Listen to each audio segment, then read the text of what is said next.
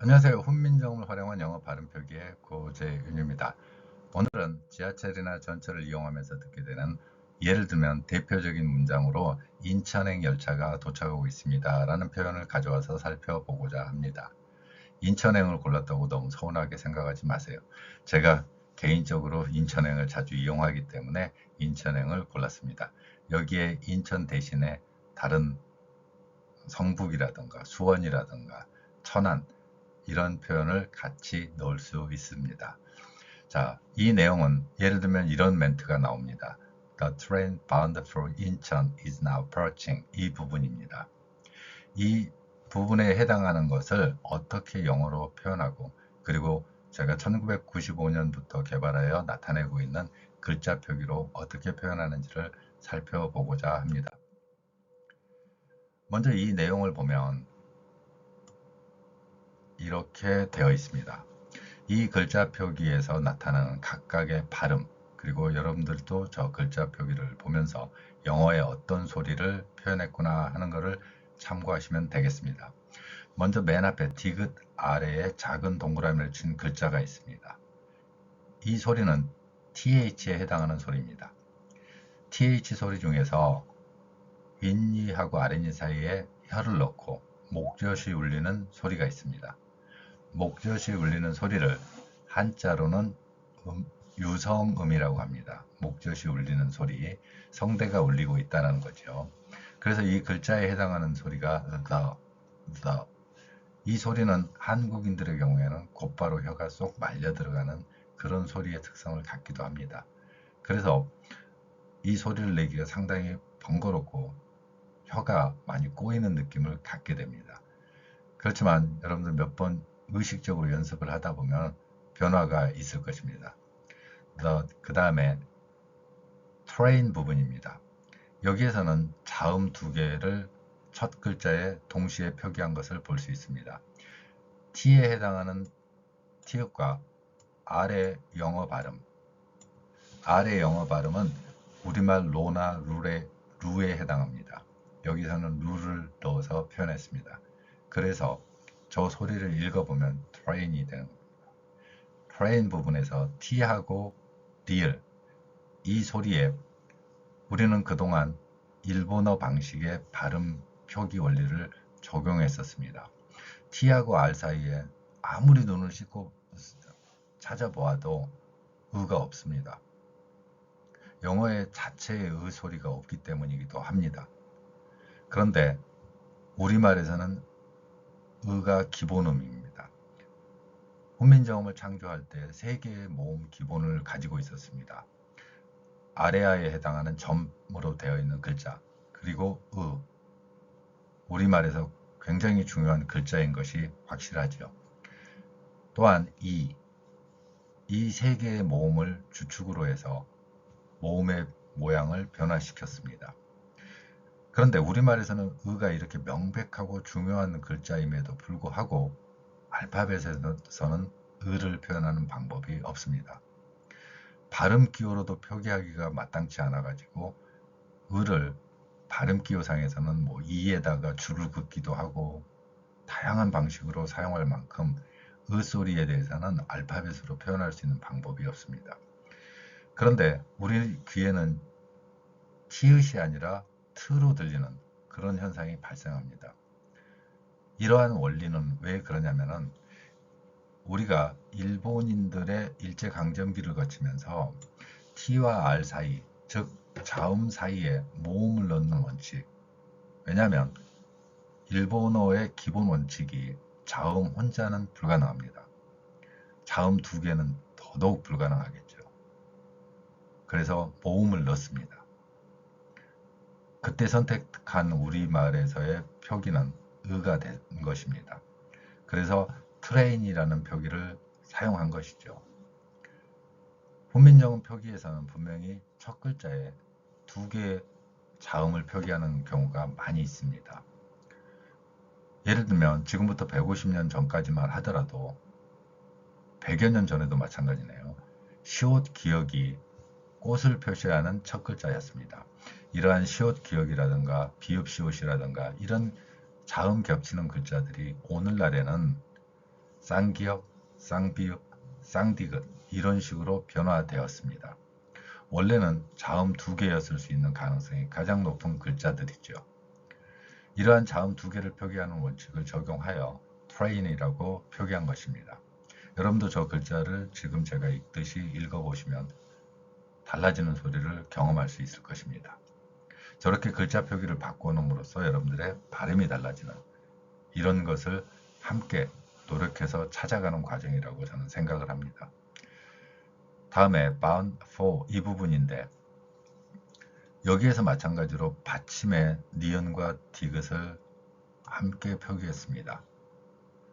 n에 해당하는 니은, d에 해당하는 디귿. 물론 영어의 d가 우리말 디귿과는 약간의 차이가 있습니다. 영어의 d는 목젖이 울리는 유성음의 특성을 갖습니다.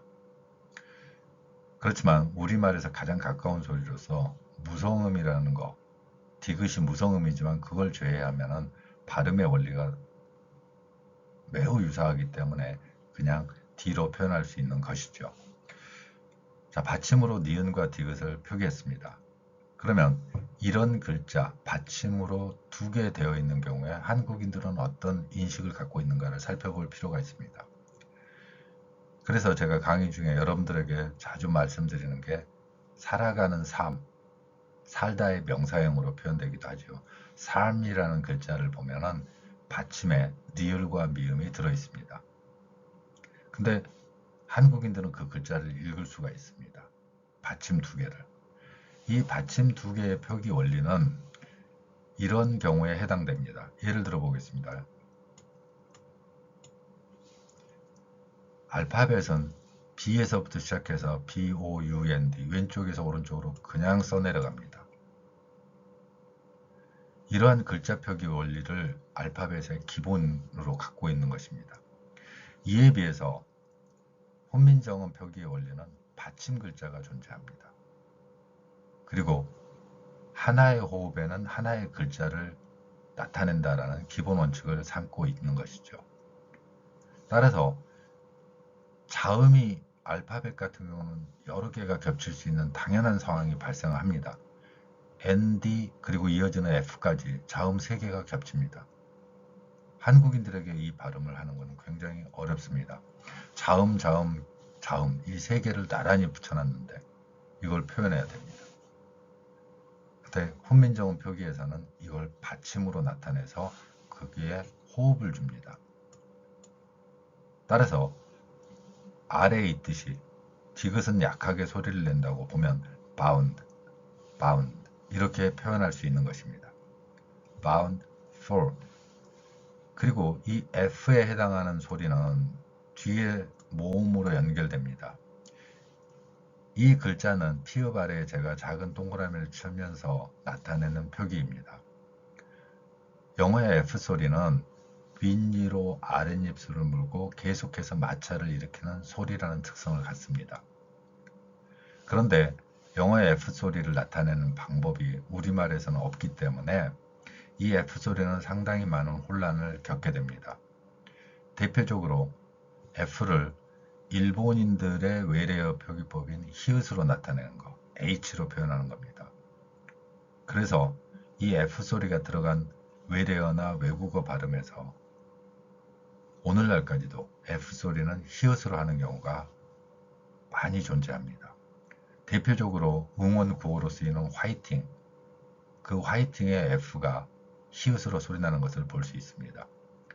그 외에도 화일, 호일, 환타, 휘메일, 후리스, 지금 자주 등장하는 옷, 의류 중에서도 후리스라는 것도 F 발음입니다. 그 외에도 코로나19 시대에서 굉장히 많이 썼던 화이자 같은 발음, 이게 다 일본어 방식을 적용하는 표기 원리를 가지고 있는 것이죠. 현재 외래어 표기법에서는 F를 피읍으로 하고 있습니다. 그래서 F가 피읍이 되면서 어떤 상황이 발생하냐면 F도 피읍, P도 피읍이 되는 상황이 발생한 것입니다. 저는 1995년 글자 표기 한글 영어를 출간하고 2006년에 새한글을 발행하면서 동시에 적용된 원칙이 F 소리에는 피읍 아래에 작은 동그라미를 치는 글자를 개발하여 나타내고 있습니다. 그럼 이걸 어떻게 읽느냐? 영어의 발음 원칙을 적용하는 것을 목표로 하는 것입니다. 윗니로 아랫입술을 물고 for 발음을 하는 겁니다. 이 방식으로 윗니로 아랫입술을 물고 for 이렇게 나타내는 것입니다. 뒤에 인천은 뭐 우리말이니까 굳이 표현할 방법은 없고요. 또한 여기서 bound for라는 이 for 표현이 영어에서는 방향성을 나타냅니다. 방향성과 연결되는 거기 때문에 for 발음은 간혹 to하고 헷갈리는 경우가 있을 수 있습니다. to의 뜻은 어디까지에 해당되고 for는 방향성을 의미한다는 것입니다. 그래서 인천으로 향해 가는 이런 의미를 갖게 되는 것입니다. 다음으로 볼 부분이 is now approaching 부분입니다. approaching 이 부분이에요. 첫 번째로 이 is 부분은 s에 해당하는 소리가 z로 소리가 납니다. 영어의 z로 발음하는 그 소리입니다. 이 소리는 스와 즈의 중간 정도 되면서 마찰을 일으키는 소리이고 또 목젖이 울리는 소리입니다. 그래서 저는 1995년부터 영어의 z 발음에는 반치음 표기, 훈민정음 창제 당시에 있었던 글자 표기입니다. 이 글자를 적용하여 z 발음, is 발음 같이 이런 글자에 표현하고 있습니다. z 발음에 해당하는 것을 반치음, 어떤 근거로 표현을 하느냐 하는 것은 훈민정음 창제 당시에 글자를 비교를 해 봤을 때 이 소리는 시옷, 지읒의 계열입니다. 또한 유성음의 특성을 가졌을 것으로 추정을 합니다. 그러면 영어의 z 소리가 유성음이고 시옷과 지읒은 아닌데 비슷한 계열로 들리는 한국인의 소리라면 영어의 z는